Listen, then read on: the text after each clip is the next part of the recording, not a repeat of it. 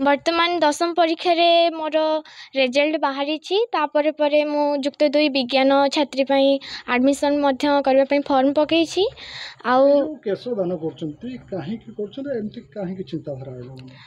प्रथमे तो मोर मूलठू ही कौन तो गोटे इच्छा गोटे आशा अच्छी जे मो समाज रे गोटे भल नागरिक हेबी तापर मोर कैरियर को लेकिन मो बाबा माँ मु किसी चाकरी किंबा जहाँ भी माध्यम अच्छे किंतु प्रथमे समाज रे गोटे भल नागरिक होगापाई मोर इच्छा जोटा से मु छोट बड़ हो जहाँ भी हो से समाज प्रति मोर जहाँ भी मु करि कौन तो दान हो किंबा काहाको साहाय्य मु करिबार लागी परे मु जेतल देखिली मोर